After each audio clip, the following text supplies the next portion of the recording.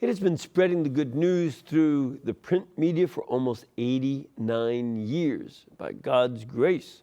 And today, we'll talk with some of the staff of the National Catholic Register about its role as the nation's most complete and faithful news source. So please stay with us.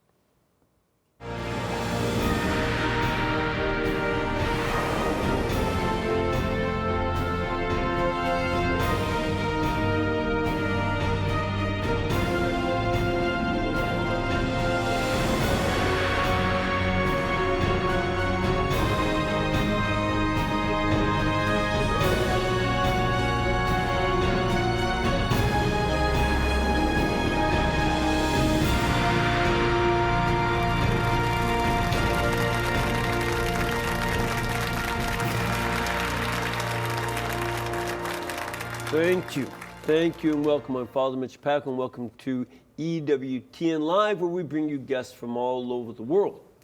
And before we get to our guests, I want to remind you that today is the feast of the exaltation of the Holy Cross. It's based on two events being celebrated. One was the completion of the Church of the Resurrection in Jerusalem. This church was enormous, and it included Mount Calvary and the tomb of Jesus. And they're still there. Parts of the church are still there. You can still see some of the bricks from the days of Constantine and St. Helena. But the church was destroyed by the Persians, and later on, and they also stole the true cross from the church and brought it to their capital, Ctesiphon. So the Emperor Heraclius went and retreated. He had to go after them to stop their invasions and wars with the Roman Empire. And he retrieved the cross and carried it into Jerusalem. He was in his armor and his fine imperial robes, riding a horse. But when he got to the city gates, the patriarch of Jerusalem told him Jesus carried that cross barefoot and suffering and in simple robes. So must you. The Emperor Heraclius got off his horse, took off his imperial robes and armor, and walked like a pilgrim into the city. And that also happened on this same date. So this is the double celebration. It reminds us that the cross of Jesus Christ is the very wisdom and power of God. It must be the center of our sacraments, our preaching and teaching. It is also the way of life that we live as we die to ourselves and give of ourselves. So there's much to meditate on in this feast of the exaltation of the most holy cross of Jesus.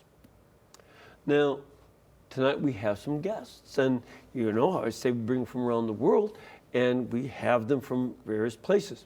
They work very hard to continue the work that Monsignor Matthew Smith, the founder of the National Catholic Register, had begun. In the inaugural issue of the Register from November 8th, 1927, he wrote, quote, "If you like a Catholic paper with snap, vigor, and courage, here it is. If you like one that is easy to read, here it is. If you like one that will always be loyal to the church and has no selfish axe to grind, here it is." So, here to share with us how they seek to live up to the standard every day, please welcome the Register's Executive Director, Dan Burke, EWTN Senior Editor for the EWTN News Senior Editor, Matthew Bunson, and the Register's Rome correspondent, Edward Penton. Edward, welcome. Good to have you here. Good to be with you. Great to be with you. Dan, welcome.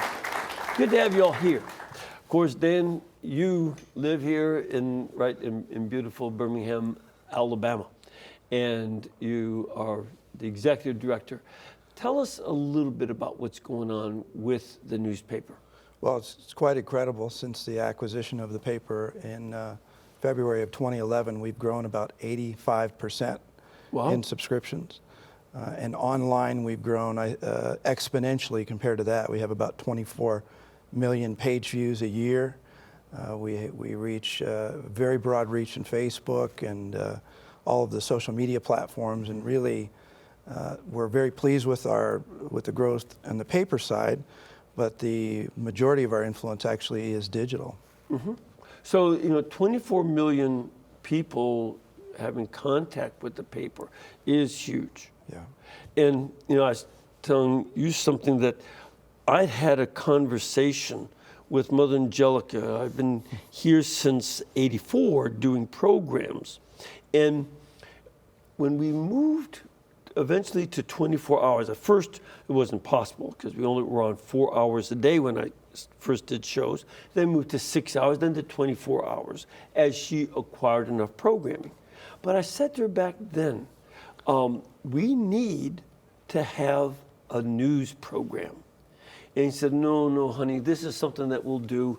We can't do that now. We're just here to teach. But the need grew, and she recognized that too. So yeah, eventually she said that she always wanted a newspaper. I think you planted a good seed, and she recognized the incredible value to the faithful of providing a perspective when the events of the day collide, if you will, with the people of faith. Mm-hmm. And they have to understand how to deal with those events and interpret them.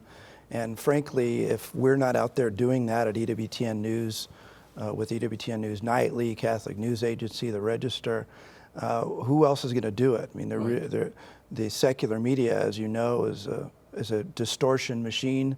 They're either ignorant of the Catholic faith or hostile, and we're grateful to have. And don't forget, sometimes purposely deceptive. Yeah, exactly. Sometimes. Well, we're grateful to be a counterpoint, if you will, and even a positive influencer that corrects the falsehoods that they spread and the misinformation, and also the not just lies about the church, but lies about human nature, lies about what it means to be a whole person, all of these areas that we have this great privilege of spreading the wisdom of the church through the news of the day. Right.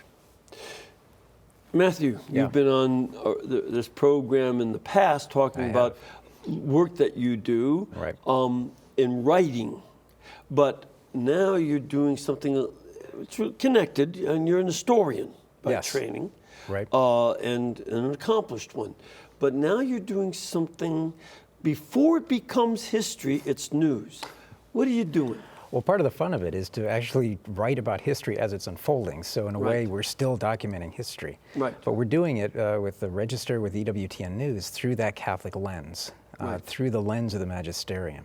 So one of the things you bring that up, I wanted to mention this. This is from the Vatican II document on the social media. It's just a short thing that it says that there are certain questions in our day that have to be dealt with for the media.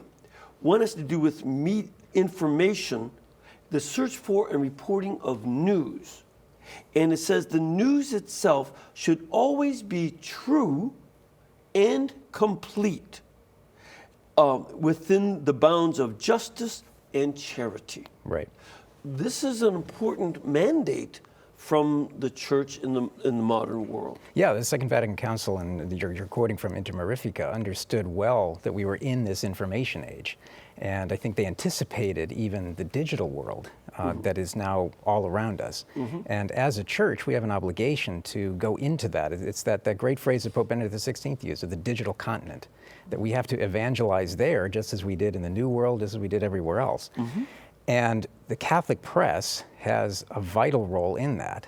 And within the Catholic press, EWTN News has a very unique niche, but an important one and an immense opportunity to influence culture, but really to shape culture with Catholic values to build that Catholic culture.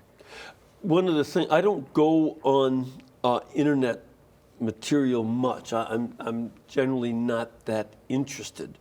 And I'm also find it upsetting because it's not only that there's a lot of vitriol and anger about life But there's also a lot of nasty language that is anything but charitable. So this is something that is a great place for us to evangelize and get involved in what's going on in the internet. Right, and a publication like the National Catholic Register, Catholic News Agency, and all the elements of EWTN News, but for my work with the Register, I see every day having the opportunity to look at a complete Catholic culture. So you're helping people to see the secular world, the world of art, of film, of sports, through that Catholic eye, to understand what's going on in the world, but then also to take the wisdom of the Church and comprehend it better. And then to be able to take that information to talk to family, with friends, with neighbors, on what this really means. Basically to take the truth out into the world. And for the Register then, as I was saying, it's uniquely positioned as a voice for the faith in a secular world. It's a place where you can go. It's an oasis, really, of the truth. Right. And what are you doing? First of all, you are working in our Rome bureau. Yes. What do you give us some of your own background? Well, I've been doing this now for 14 years, reporting from Rome, not just for the Register, but for different publications. I'm now full-time with the Register, but so I've gained, I think, over the years, a fairly good knowledge now of the Vatican and the Pope and how it all works. And that's what I try to offer. You didn't begin in Catholic media. No, I was actually teaching before I came here, but I moved into journalism before I came here. I got a job at Vatican Radio, and then from there I moved into print media. Yeah. And some of your work was in the secular realm as well, the secular media. Well, no, actually it was as well, yes, over the past 14 years, because I've been writing for secular publications as well. On the How Vatican. would you compare what the editorial policies you experience in the secular media with what you're doing now? It's quite different in the sense that the secular world, as we were saying earlier, does take a rather slanted vision of the Church, and not a truthful one. And it's always kind of a little bit snarky and anti-Catholic generally. Not purposely so, often it's out of ignorance. So the Catholic press, especially the Register, I think we can offer that balance to give the true picture of the Church and the true picture of the faith, which you just don't get in a lot of the mainstream press.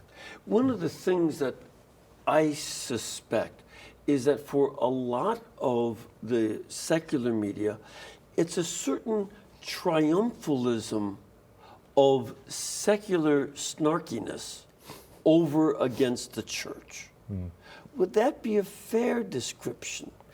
Yes, I think it is. And I think, as I say, that's where the Register, I think, and other Catholic publications can come in, because we give the fuller picture and help people see things through the eyes of faith, hopefully, the news. And I think, obviously, always getting to the truth of the matter. That to me, has always been the most important aspect of that. I think one of the issues is that there's a cynicism that's part of being a journalist, because you're supposed to ask questions to know what's really going on. But when it comes to religion, the cynicism is turned up a bit. And I remember the great line of Archbishop Sheen, who said that a cynic is someone who knows the price of everything and the value of nothing.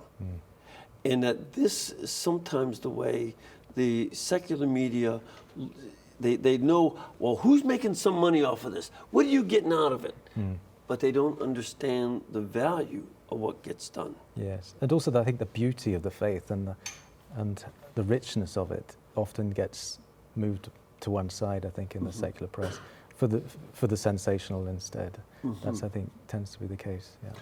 So what do you see then, and this would be to any one of you three, what do you see as some of the challenges that you have right now in doing Catholic media? I'll hit that one first and then have the guys jump in. But one of the challenges is that we're not a for-profit entity. And doing what we do is quite expensive. Travel, we'd love to do more investigative journalism, that sort of thing. So one of our primary limitations from my standpoint managing the Register is having sufficient funds to really address all the things that we want to address to the depth that we want to address it. But there are other challenges related to just good journalism. Yeah, but that is an important one. Having enough money to send reporters to look at the situations themselves rather than repeat what the news services say, which is what goes on in most of the secular papers. Well, most people would be amazed at how small our team really is. I mean, there's about 20 core team members on the Register, and with the reach that we have, a lot of people think we have 50 full-time staff members, that sort of thing. But of course, the Lord empowers us in our work and gives us strength and wisdom. He does a multiplication of the bytes. Right, right. Rather than of the bread. Yeah. And Matthew? Yeah, I think there are a couple of things. The first is remaining attuned to changing technology. When the Register started, it was snappy, as you were as you were quoting earlier. The Register is still snappy, but it's now snappy in a different environment. Mm-hmm. We still have that all-important print edition, mm-hmm. but this digital presence is vital. But even just in the last 10 years, last 15 years, look at the changes in technology of how we deliver that news, the changing culture online, mm-hmm. the changing vocabulary online. No one had ever heard of Facebook or Instagram or Twitter, and you have to stay abreast of that. You have to be really careful and understand where culture is going, mm-hmm. which means that you also have to stay attuned to where people are most in need of the truth of the teachings of the church, where our reporting can do the most good, mm-hmm. To be that lens for people to see the world as it really is, the truth of the Catholic faith. So it's a very difficult task always to be aware, looking forward, while being patient and cognizant of where we are and where we can do the most good for people right now. Mm-hmm. Edward? Yeah, I think that's true. And also, I think in the Register, we try to be not first, but right. And so we try to go deeper. Wait, explain why that distinction is important. Because, inside the media business, to understand it. But what do you mean by that statement? It's more important to be right than it is to be first. Well, I think it's, especially in today's 24-hour news cycle, it's very tempting to get the news out as quickly as possible without actually giving a fully rounded picture. Mm-hmm. And we don't always get it right, but we do try to get the depth and the accuracy right, rather than just speeding out articles, to get them published as soon as possible. Mm-hmm. So it's better, I think, for the reader. It gives them much more of a rounded picture of what's going on, rather than just the sort of quick headline news that you often get.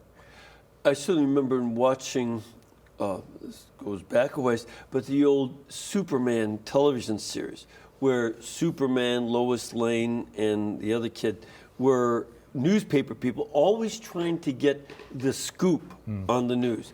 They had to be there and get it before anybody else says, this, we got it first. And that's a prize in the secular media, to get the scoop on the news. It is for us too, but I think the priority, for us is always to get it more thorough, mm-hmm. A more thorough analysis of what's going on. And even in the realm of charity, it's very important. Exactly. A lot of times you'll see a quick report on something the Pope said from somebody who has a little bit more of a knee-jerk approach to the news, or mm-hmm. not quite as principled journalism, where we may not come out with something for a week because we're checking sources. We want to make sure that we don't give inaccurate information or paint someone in the wrong way or something that's unfair. And so a lot of times when we hear quick reports, and I'm talking with people out there, I always say, well, we're working on it at the Register. It'll be right by the time we get it out. So just hang in there, and we'll get you the truth. Right. Yeah, as journalists, we're aware of our faith. We need to perfect the virtues in ourselves, but part of our task as Catholic journalists is to help other people perfect those virtues as well. Faith, hope, and charity, and love, at a time when everything is political. And if you read the comm boxes today, The which? The box comments that people leave. It's a pretty... Use English. Comment box, yes, com box. This is common. This is Use modern English that old people This is- can understand, you whippersnappers. The comments that we see every day, the level of acrimony, division, and hate are something that we have to deal with, we have to help people deal with. And the way you do it, is, as Edward said, is to make sure that we're right, that we're not actually contributing to misinformation, to playing into the hands of those who favor shallow journalism or gotcha journalism. This is one of the things that I also certainly notice. People who disagree with the church, then instead of working on an argument against our position or not, they simply revert to name calling. Like standard one now is the haters. We're called as a group inside the church, the haters. And this is a way just to show, oh, you just hate everybody when your religion is supposed to be about love, and you hear a lot of that. And the other thing too is, so that's hardly charity, but the other thing is this concern where in some of the media, it's very upfront and explicit that, people on one network are saying, well, we got to get Mrs. Clinton elected. And on another network, we got to get Mr. Trump elected. Is this, where do you stand on trying to get anybody elected? Are you working on the dog catcher? What are you doing? That's not our place. Our place is really to examine the positions of the candidates against church teaching and reveal that to those who read. And a lot of times folks want us to connect the dots, but as a nonprofit entity, we have certain constraints that we have to deal with, and we don't... Yeah, there's a law that, Lyndon Baines Johnson had put into effect back, I think, in the 40s, that not-for-profits cannot promote or reject a candidate. We can critique positions and morality, but we can't say, don't vote for this one or do vote for this one. We can't do that. Well, as we get near to the elections, of course, and Matthew can give you an update on that, we're going to be covering in depth the positions of the candidates as compared to the teachings of the church, which I think make things fairly clear. But you won't hear about endorsements from the register of any candidate. And any voter, of course, especially a Catholic voter, is trying to discern how to vote. At least they should be. How to act on your conscience when you vote. Now you have to form your conscience, and we see one of our essential tasks is to help people to form their consciences properly. Right. And that's to give them the tools to do that. Right. We're not going to tell you who to vote for, but we will provide you with a lot of information on the platforms of the parties, on where the candidates stand on the issues. And you can compare and you can contrast it with what the church teaches. The other thing, too, is that we're looking not just at the candidates, but at the vital issues of our time. What's important to the country right now? Life, of course, stands at the pinnacle of that the life issues, abortion. We need to know, as Catholics, where the candidates stand on the whole of the culture of life. And we can look at other issues as well. But then we're also going to be focusing on a lot of the down ticket races. Some of the Senate races. What do you mean by down ticket? Senate races, where the House of Representatives stands. Some of the state propositions that are governors, but also propositions. For example, the so-called death with dignity propositions that are floating around the country, assisted suicide. Things that Catholics need to be aware of. And in many cases, Catholics will read some of our coverage in the state they're living in and be surprised that there's something like this measure up for a vote. Yeah, they don't even know. And now they'll be able to act on it. Right. We just heard today that in the Commonwealth of Massachusetts, that churches will not be allowed to have specifically non-religious experiences, such as spaghetti dinners and fish fries, unless they have transgender bathrooms. So this is something that, these are things that need to be known to folks. Mm-hmm. And these are problems in the secular world. But Edward, I want to ask you something.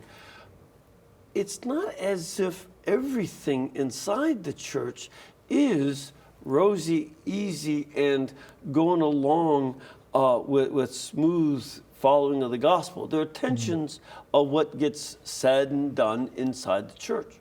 Yes. How do you deal with that? Especially, and you're in Rome, and a lot of church news goes on there. How do you deal with those issues where there are problems inside the church that you have to report on and let people know about the problems? Yeah, it's a bit of a tightrope because you want to obviously report the truth, but you don't want to get the faithful obviously discouraged by what's going on in the church, because it's not always a pretty sight and it's not always edifying. But it is important that I think the readers know what's going on and are free to make up their own mind. So I see my job and with my editors to just get the truth and the facts out, and then let the readers make up their mind.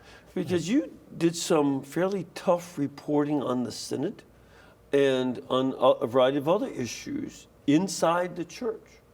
How did that go for you? Yeah, well, that was that was something I had to think and pray quite hard about to do that, because I knew that the things I would uncover would not be particularly pleasant. But at the same time, I thought it would be a service to the church to reveal them, because I felt the faithful would want to know what's going on.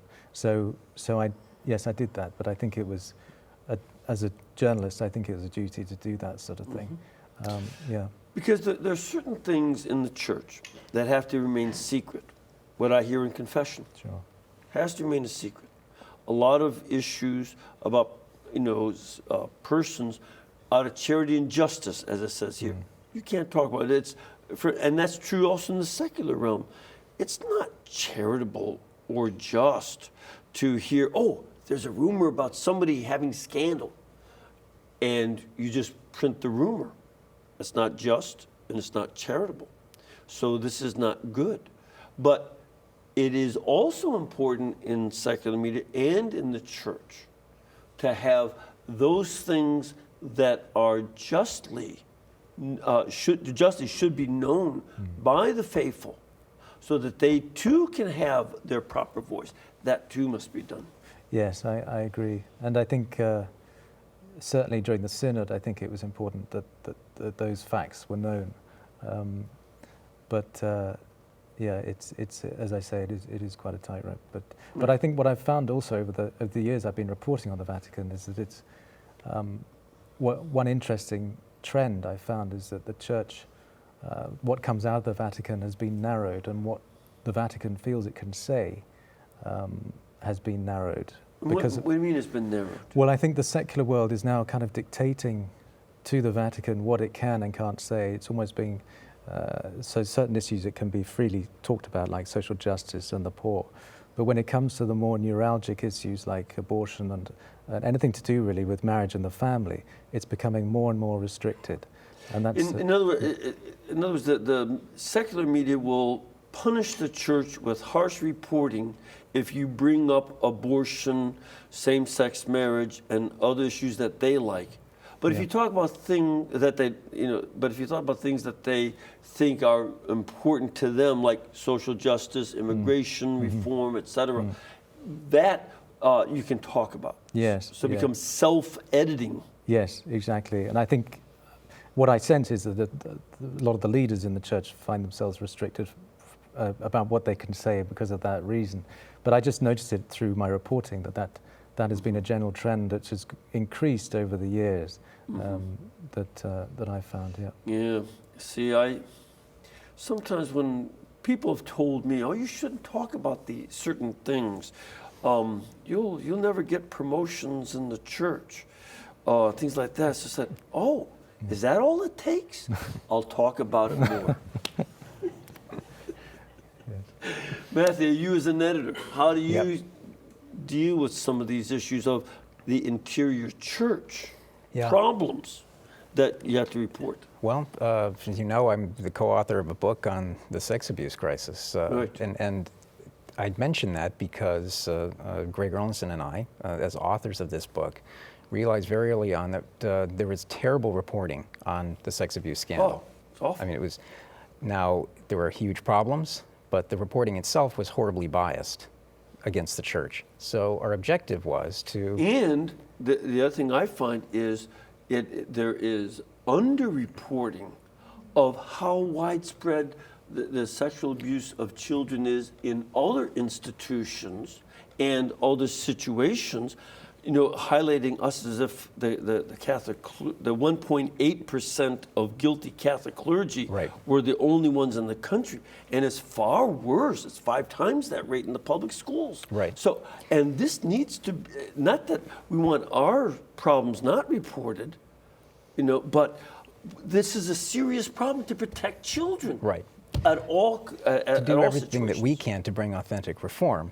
But the point that we were trying to make, too, with this book was, here's what the church is actually doing under Pope Benedict XVI, now, of course, under Pope Francis. So as journalists, as editors, it's the dual task of being truthful, as Edward is saying, but also to help people to understand the wider context of what's going on and what the church is actually doing and saying. In the case, for example, of the sex abuse crisis, we are now the global institutional leader in creating a safe environment for children, in making sure that children are protected, and in dealing with abusers, something that isn't really talked about very much. So you can look at issue by issue. Abortion is one of those where there are a lot of people who want the church to stop talking about it. Right. But the more that they tell us to do this, as you were just saying, the more we need to be talking about it. Yeah. Because we're seeing the results of abortion cutting across all of culture. The devastation in China is looming. I think that somebody told me there are about over 200 million men for whom there's no woman to marry. Right.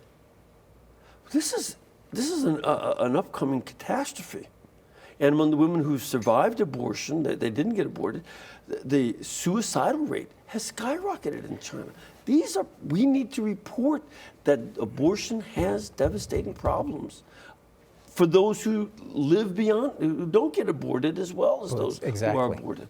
And the plight of Christians around the world, the 150 million Christians who are living under different types of despotic or oppressive regimes, who are facing persecution and oppression simply because they profess Jesus Christ. Part of our great reporting in the last couple of months has been focusing on this. We just had a terrific piece by Peter Jesser Smith on South Sudan, the situation there, and what the church is doing. Right. We have an editorial in this issue on the plight of Christians around the world. So we're bringing to people's attention a lot of those things around the world that they need to know about. Yeah, it's I've been reporting a lot on how the last century has been the greatest age of martyrdom, and we're still in it. We're still in it, especially from atheistic and secular governments, also from Islamist terrorists, but mostly from atheists. And this is something that we have to very much deal with. All right, why don't we take a break? We're going to come back in a couple of minutes. We want to get your phone calls and questions from our studio audience, so please stay with us.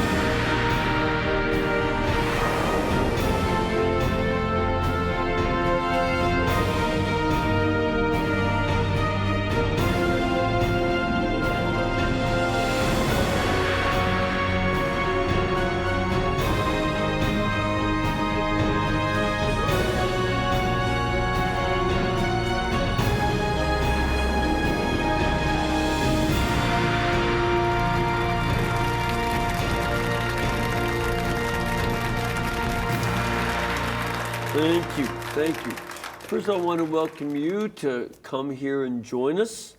If you can come to our studios in beautiful Irondale, Alabama, please contact the Pilgrimage Department at 205-271-2966, or go to our website, EWTN.com. And they will give you information about the scheduling of the masses, the programs, tours of the studios, of course, information on how to get up to Hansville to go pray with the sisters, and information about places to stay and visit and eat and all that good stuff. So we'd love to have you. Secondly, we'd also like to invite you to try 6 free issues of the Catholic Register. nationalcatholicregister.com/TV. ncregister.com/TV, or you can call the register's phone number, 1-800-421-3230, and just mention the code 9TV. 9TV. And they'll send you 6, there's not the same paper, 6 copies, but 6 different editions of it, so you can see how you like it and use that. Okay. You all ready for a question or two from our audience? Start off with this lady. Ma'am, where are you from? I'm from Wilmington, Delaware. Oh, good to have you. I think I mentioned to you before the show that I used to live there when I was about 4 years old back in 1953. As a matter of fact, I got the chicken pox there. But I came to Alabama to get the shingles. That's the secondary result. What is your question? Well, I'm a bit of an internet news junkie, and I subscribe to about 6 different Catholic daily inputs. Of course, the National Catholic Register is one. One of the things I discovered is that so many of the links of the other sources take me back to the Catholic Register. And I'm wondering, who really is first? Where are you getting your sources? Do you all copy from one another? All right, so I want Abbott and Costello. Who's on first here? I'll go first. But Edward mentioned earlier that our commission is to be right, not first. But we have great relationships, like with Edward in Rome and other places around the globe where we're very well connected to what's going on. We also have Catholic News Agency, which is part of EWTN News. They do shorter articles and move faster, and a lot of times we publish their pieces as well. And so that the combination of the in-depth news, our relationships, and then the work of Catholic News Agency can help us get out there a little bit more quickly sometimes and cover a really wide swath of news opportunities to bring to you. So I'm glad that you're finding us to be pretty relevant and timely, even when we're trying to be right and not first. I would add that I myself get those Catholic News Service notes. You know, they'll send daily articles, sometimes more than once a day. Yeah. And that is a great resource. I mean, I can quickly take a look at some of the key headlines and look at the areas I'm more interested in. So that's very helpful to have that. And it comes on a speedy fashion. Yeah, if folks want to subscribe to our daily feed, you can sign up and get your inbox filled every day with different stories that come through every day, whether through the Register or Catholic News Agency. Mm-hmm. And so just go on to ncregister.com and sign up, and you can do the same. All right. Yeah, and there are always stories in the pipeline. Every day brings a new set of interesting stories. Edward devotes his life to keeping up on what's going on just on the Rome side, and that's a full-time job for you, I know. But just what's happening around the world and just around the United States, but also stories that people may not be aware of. I referenced the story about South Sudan. Yes. That's something that you're not going to hear anywhere else. So that kind of a story that we can cover, that we're sort of uniquely positioned to cover, will then be picked up by other news agencies, by other news sites, websites, Catholic sites, because it's interesting, it's timely, but it's also important for people to know. Right, and there, a lot of you're planning to do some coverage in the Middle East, Yes. to report on how the Christians are doing and other refugees, Muslim and Yazidi and Kurdish and lots of refugees throughout the Middle East with the present chaos that's going on. Yeah, that's next week Father Mitch, I'll be going to the Middle East just to cover that with the delegation. So I'll be reporting for the Register on that as well. So it's not just Rome, but we can sort of go a bit further afield if the resources allow. But We have another question from our studio audience. Ma'am, where are you from? I'm from Palm Coast, Florida. Great, good to have you here. Great And to be here. what is your question or comment? My question is, what is being done to reach the Hispanic population? Our Catholic News Agency division is one of the largest news distribution networks in South America and Spanish-speaking countries. It's called Así Prensa, and that's part of, we translate a lot of work from Spanish to English and English to Spanish, and we have a very large social media reach through our Spanish shows that we have at EWTN. We put news through those channels. So we actually have a vast network of service for those whose first language is Spanish and want to read their news in that context. And we're grateful to be able to do that in many other languages as well. And that would certainly be part of Mother Angelica's early vision of having Spanish radio, well, first Spanish TV, then Spanish radio, and now Spanish news as well. Do you also have anything in German or French? We do, through Catholic News Agency. We have German news and constantly expanding where we're invited and where our supporters help us to go, and where we're being asked to report on the news from the standpoint of faithfulness to the magisterium. So yeah, we're always looking for opportunities to tell the truth in whatever language is asking for us to come, and wherever we can find the resources to do it. Yeah, you know, EWTN wants to expand into more languages. We're 24-hour Spanish, 24-hour German. We're working on expanding French, and some places are translating us locally into their language. In Ukraine and Korea and I think Poland, they're starting. So this is something that's, you know, we want to keep on expanding all that. No doubt. Let's take a call. We have Terry on the line. Hello, Terry. Hi, Father. Hi, where are you calling from? I'm calling you from Louisiana. Great. And what part of Louisiana are you calling from? I'm sorry. I hear an echo in my call, but my TV's on mute. Oh, okay. I just want to know what part of Louisiana you're calling from. I'm from North Louisiana. Okay. Very North Louisiana. All right. So what's your question? No, if and your answer, please, about the document that was put out by the USCCB, the formation for voters. I haven't heard anything about it, and it's a good time can we people about that. All right. So you're breaking up a little bit, Terry, but you know what's going on with that. Matthew, tell us about that document. Yeah, well, the document is called Faithful Citizenship. It's Forming Conscience for Voters. It's the USCCB guide. In fact, I was in Baltimore at the bishops' meeting last year where they approved it for this election cycle. And it helps voters to go sort of issue by issue on how to form their consciences to vote. But it also provides very good information on the principles that you should use for how to form your conscience, something that we've lost a lot of sight of in modern culture. Everyone says, I'm voting my conscience, but then you have to ask, how did you form it?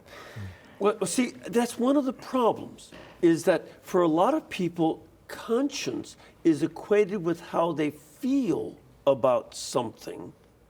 And they forget that conscience is a function of reason. It's based on thinking through principles rather than how you feel about something. Yeah, exactly. And I know that from our side on the Register, we're going to be using a lot of EWTN's resources because I know EWTN offers voter guides and how to form your conscience properly. So over the next weeks, as we're doing this ramp up toward the election, will be focusing on issues of conscience. What does it actually mean to form your conscience properly? So there are a lot of resources out there, including from the USCCB, including EWTN. So you really don't have an excuse that you don't know the issues and you're not forming your conscience before you vote. Yeah, and I want to talk about something. We have another caller on, but I want to get back to that topic a little bit because a lot of people are frustrated. I don't even want to vote, is what a lot of people are saying to me. Right. And so we'll talk about that in a minute. Let's take Barbara. Hello, Barbara. Yes, sir. Hi, where are you calling from? I'm calling from Arizona. Oh, great. And beautiful state. A little warm right now, but beautiful state. And what is your question? Okay, my question is for the National Catholic Register. I've been reading the Register for years, and I love it, and I want to know how to spread the word about the Register, like at my parish. Are there bulletin inserts or posters I can put up, or your prescription cards or something? How can I do that? Oh, thanks. That's a great question. Yeah, definitely. You can reach us through ncregister.com. We have a customer service area, and we can, for instance, your church can subscribe to a bulk subscription where they can purchase 25 copies at a time or more and have those ready for parishioners when they come in.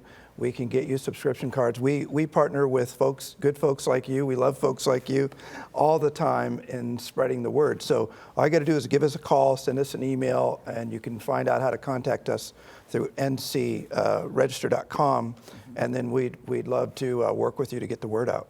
Yeah, because it certainly is a difficulty that a lot of newspapers, including enormous newspapers like the New York Times and the Los Angeles Times, have lost a lot. You know, they don't sell as much because of the change in media.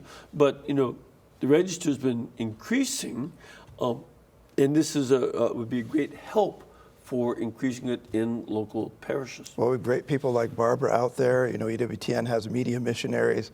Right. You know, we really do need each other. We need our readers to spread the word. We need you to share our articles on Facebook and social media. And when we work together like that, we can really have a big impact. Yeah, great, great. Let me go back to the question I posed. I just want to make sure we got to Barbara. People are saying to me a lot that the basket of deplorables is not among the voters, but among the people we're voting for. That's people are talking that way. Yeah. They don't like the candidates. There's a competition of which candidate they like less.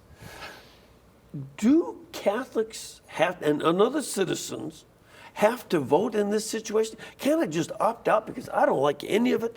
And should I just forget about the whole thing? I'm just sick and tired of hearing these people yelling and screaming. What do you do in this? Is that a good option, just to say, the heck with them all? Yeah, well, you want to start? Or? No, go ahead.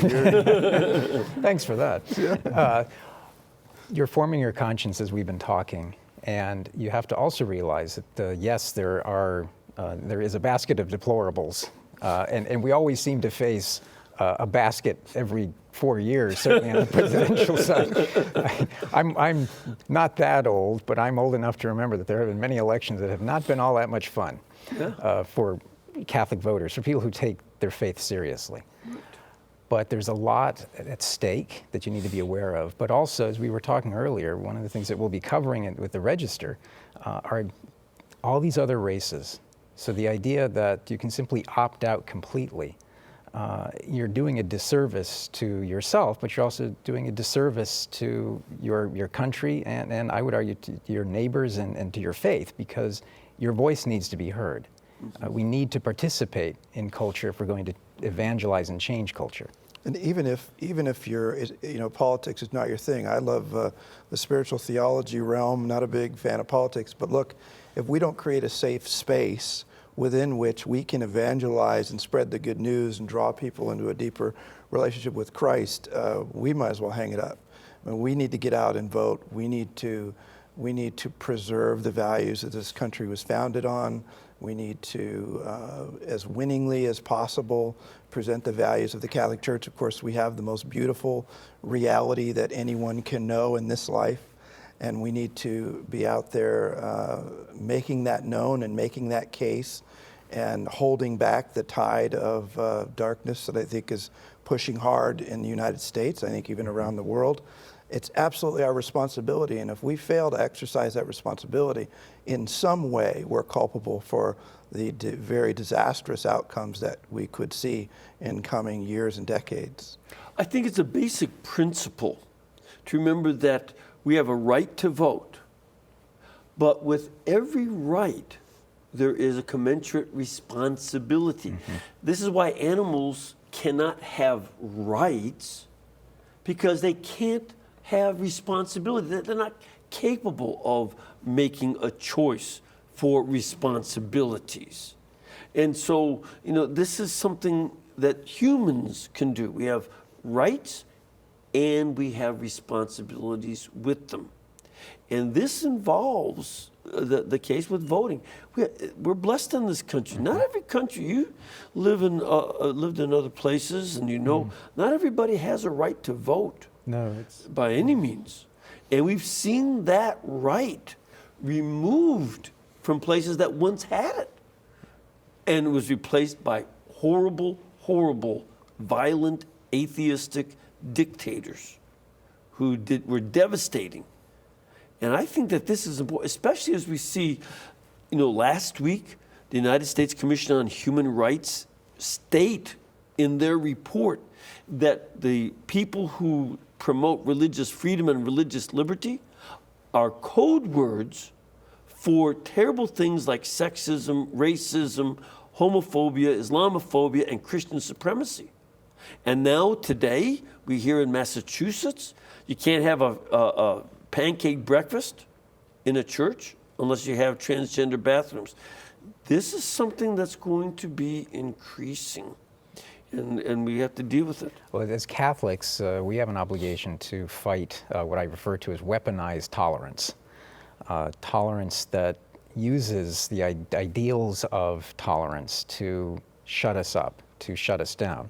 And if anyone is concerned about issues like religious liberty, you need to be engaged, not just in culture, but also in the political fight, the struggle within the political realm. And in 2002, I think it was, then Cardinal Joseph Ratzinger, as head of the Congregation for the Doctrine of the Faith, issued that terrific document on political life for Catholics. What are the obligations and duties of a Catholic? That's right. Not just politicians, but Catholics in general, to take part in political life. Especially the laity. We religious and clergy are not allowed to run for office.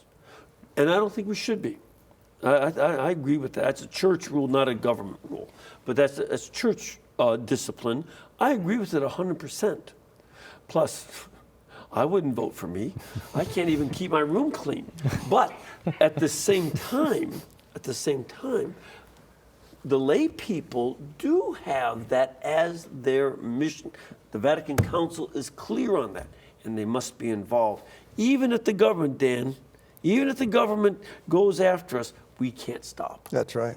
And I know that the Vatican is very much interested in what happens here. Yes, they are. I mean, they obviously can't get involved, and they won't say anything publicly about it.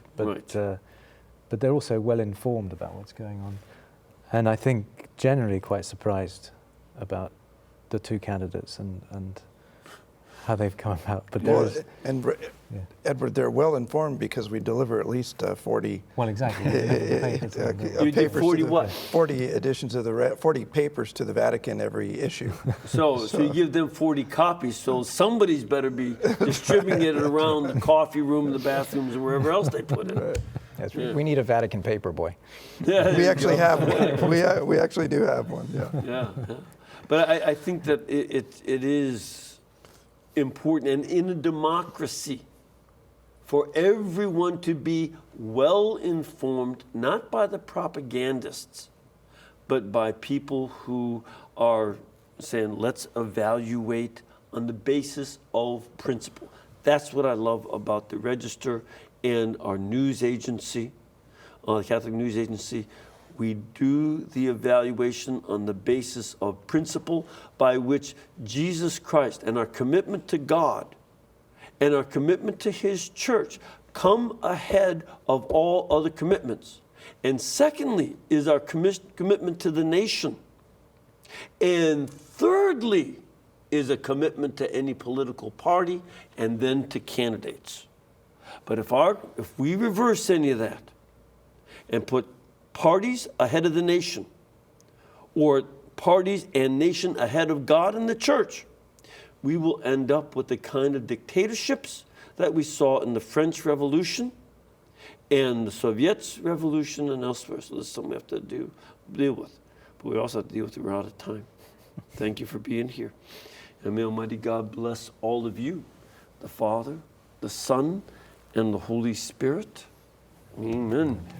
And again, we want to remind you that not only can you subscribe for the Register, National Catholic Register, but also we need you to support us here at the network. Keep us in between your gas bill, your electric bill, and cable bill. Mother wanted this network to be brought to you by you, and we depend on that. So God bless you and thank you.